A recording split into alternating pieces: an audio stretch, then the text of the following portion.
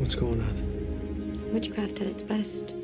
So, I keep saying I'll tackle more episodes from the later seasons, but something keeps compelling me to return to the select few ones from Season 2 that I actually like, and indeed one focusing on my least favourite of the sisters. I don't know what it is. Perhaps you might say, a fire was lit under me. Addressed to Miss Hellfire. Really? Mm-hmm.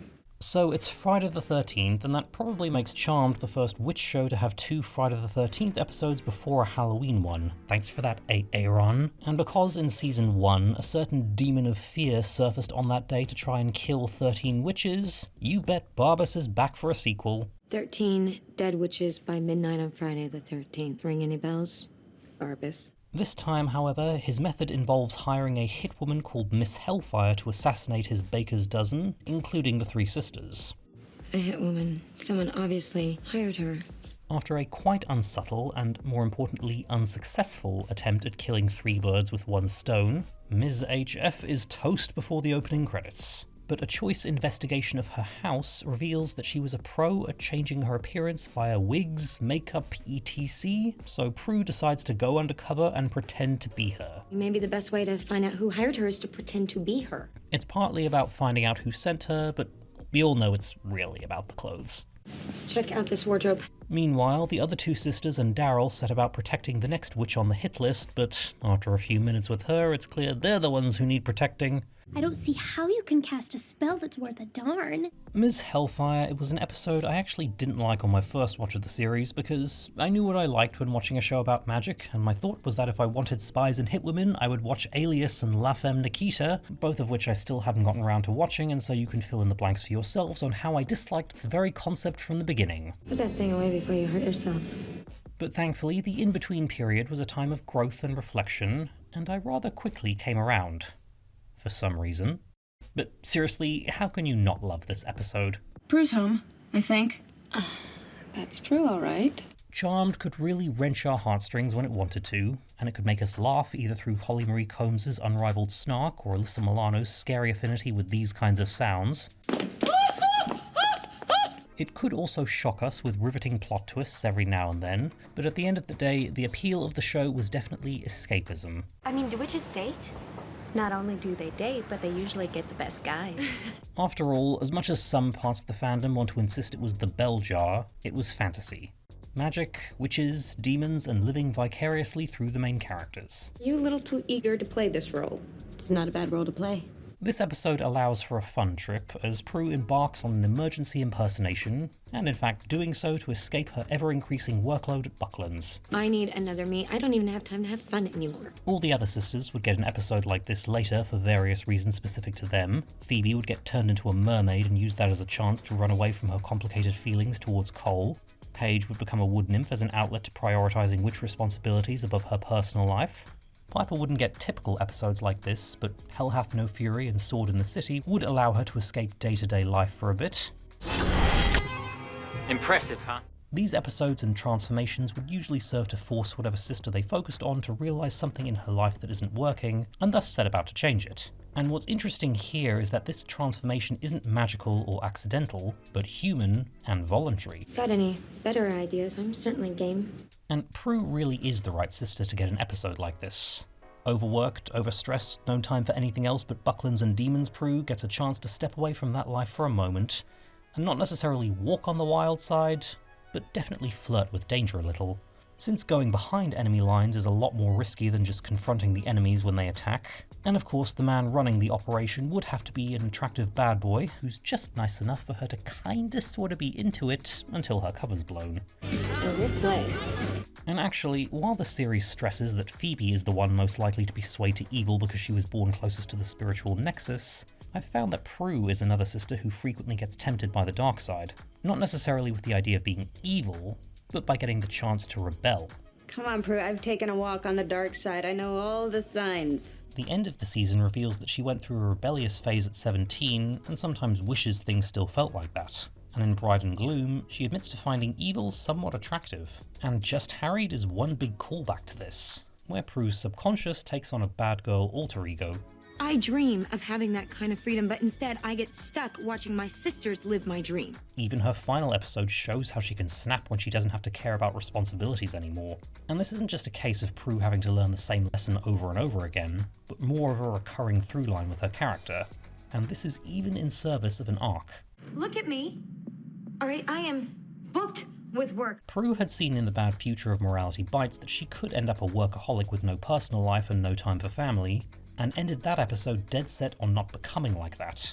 And here we see that despite trying to make more time outside of work with her sisters, Buckland's obligations keep swallowing up all her time, which is why she's so eager to go undercover and pretend to be Miss Hellfire in the first place. Change my routine, shake things up a little bit. And later on in this season, she'll finally leave Buckland's for good and take up a career where she can set her own schedule and break the pattern she could see forming that would lead to her bad future self happening. You know, we can still make the good things happen, Piper. We just have to make the right choices. And when she said they can still make the good things happen, you know she was talking about the clothes. Were you twirling? No. But, opportunity knocked and I did answer. Superficially, it's just very fun to see Shannen Doherty getting to cut loose and show Prue's playful side, which, as I've mentioned before, is one of the Prue moments I really connect with. Oh my. Phil. It's safe to say that as Piper became snarkier across the series, she was basically becoming more like Holly. The more Prue gushes over clothes, she is definitely becoming more like Shannen here. I'm a clothes horse. I love clothes. She does get a lot to do in this episode, getting to play mind-controlled Prue as well when Barbas manipulates her into nearly killing her sisters, which makes for an unexpected but fun climax. Prue? I've always said that I would have loved an arc where Prue became an antagonist, whether through evil brainwashing or just snapping like she does in All Hell Breaks Loose. And although the last few minutes of Miss Hellfire and Bride and Gloom are as close as we get to that, they do back up the possibilities in my head, and the scenario she ends up in is very intriguing. I won't let you kill my sisters. Since she's the sister with the most offensive power, that makes it pretty difficult to even get close to her for a spell or potion to counteract her telekinesis. But since she's not possessed or anything that registers her as evil, she still counts as a good witch and therefore can't be frozen by Piper's powers. I think you need to freeze her fast. Good witches don't freeze, remember? So in a situation where they can't rely on magic, and the budget and limited technology won't allow for anything too spectacular, Piper and Phoebe have to first use their brains to trick Prue into astral projection so they can get her on a level playing field. And then they appeal to her via the good old, I know you're in there somewhere fight. How do you know all this? Because we're your sisters, Prue. While a brainwashed Prue is a concept that could have seen more expansion, the climax itself is nicely structured. One big plus of Season 2 is an improvement in the stunts and special effects, including this memorable shot of Piper freezing Miss Hellfire's bullets in mid-air. That is, of course, one of the best action sequences in the show. Freeze. Kick. Send flying. Speaking of Barbas, although he is revealed as the antagonist of this episode, there isn't much more for him to do. So very nice to see you again, Miss Halliwell. It doesn't really tread on new ground, and with all the fun involving Prue, there just isn't enough to fit him in. Even if, as said before, tricking one sister into attacking the others is a sweet play. But you must kill the imposters first. His later reappearances would give him a larger role and let the late Billy Drago just go for it. And the concept would at least be revisited in Sympathy for the Demon, where Phoebe nearly kills Paige, even if I really don't like how that episode goes. The B-plot involving Marcy Steadwell unfortunately takes up more time that would be better served going to more Barbas scenes, or else emphasizing the big reveal that doesn't feel so big in this episode. We're witches. We have powers. I could do a whole video on the weird choices made with Daryl's character throughout the series, but on my first watch of Season 2, when this came around, I was like, that's it? That's how he finds out they're witches? If you can keep all of this quiet for as long as possible. And that does reflect an overall issue with Season 2 as a whole.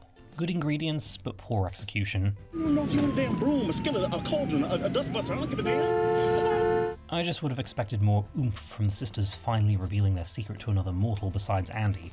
You don't have to hide anything from me anymore. I'm reminded of when the So Bad It Was Good series Merlin spent 3 seasons hyping up Uther, formerly known as Giles, as this big tyrant who would one day have to die for Arthur to become the good king, but also a necessary source of conflict, and then just anticlimactically killed him off in the 3rd episode of Season 4 thanks to a friggin' featured extra. Could have revealed their magic to Daryl in an exciting way similar to Andy in Out of Sight, like in the middle of a tense battle, but nope, this is what we're going with. Tell me. This part of the episode just didn't work for me. The Prue stuff was so fun that the B-plot just felt like filler. Marcy Steadwell was delightfully annoying though. Come, Inspector. My work here is done. I remember a couple of years ago when a friend complained about witches on TikTok gatekeeping and mean-girling, so I imagine that nowadays 40-something Marcy has found her people if she hasn't matured. Just think what it could do for you.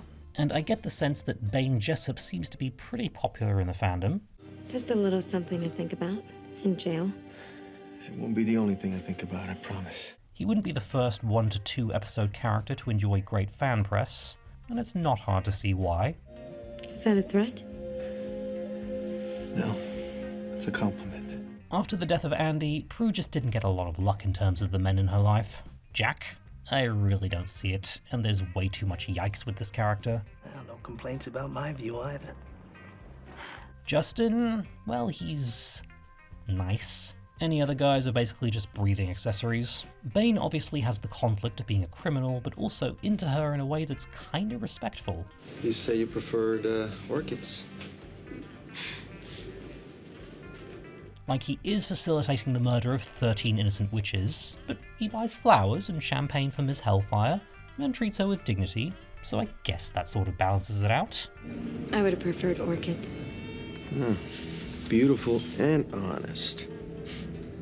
Most of his character development happens in his next appearance, Give Me a Sign, but you can see a bit of the appeal here, and the chemistry between Shannen Doherty and Antonio Sabato Jr. is definitely there, so you can see why they brought him back. I like your style. I always have. It's safe to say that this idea of a bad boy love interest would later be refined when creating Cole's character for the next season. I'm beginning to see your attraction to the dark side. It wasn't just his dark side I was attracted to. So, Ms. Hellfire No Brimstone is just great. Great in the same way that Season 6's Witchstock is. Yes, I went there, I actually enjoy that episode for its magnificently goofy fun. I'm not on drugs. I'm just having a bad trip. Obviously, I had some issues with it, like I do with a lot of the good Season 2 episodes, but greatness is not defined by the sum of something's parts, but by how much fun Shannen Doherty is clearly having on screen, and how she rocks the HE double hockey sticks out of black leather and faux fur. Shout out to my friend Kevin at Words at the Witches, who recently rocked a cosplay of it that got the approval of the lady herself. Having recently watched Coyote Ugly for the first time and preparing to watch Charlie's Angels 2000, I'm really starting to feel nostalgic for the Y2K period and the girl power era, and the kind of characters and stories we got along with it. It might be the Chad. Obviously it wasn't perfect, because no era is, but we could stand to take a few more cues from it than we are already. How about a Miss Hellfire themed spin-off? Anyone? Hello?